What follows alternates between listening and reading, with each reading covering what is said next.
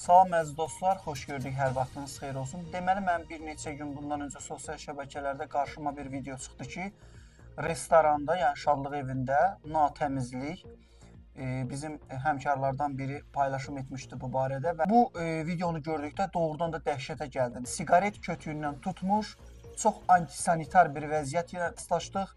Yəni videoda mən buradan aidiyyatı qurumlardan xahiş edirəm ki, bu məsələlərə diqqət yetirilsin. İstər restoranlar, istər kafelər, istər şadlıq evləri, fərqi yoxdur.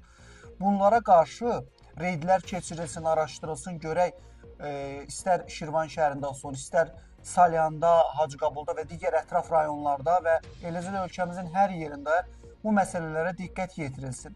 Olmaz axı, insanlar gedib otururlar, təmiz bilib qidaları yeyirlər. Amma onların hazırlandığı şəraitə baxanda insanlar doğrudan da dəhşətə gəlir o mənzərəni gördükdə.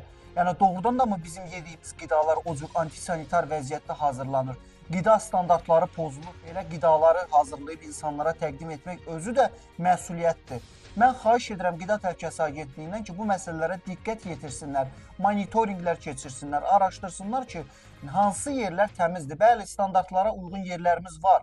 Yetərincə əllərindən gələni edirlər, təmiz təamlar insanlara verirlər. Amma bu hansı ki insanları zəhərləyənlər, insanlara natəmiz, antisanitar vəziyyətdə xidmət göstərən restoran, obyekt müəyyən etmək mütləq şəkildə vacibdir. Ümid edirəm ki, bununla bağlı Qida Təhlükəsizliyi Agentliyi tərəfindən lazımi tədbirlər görüləcək.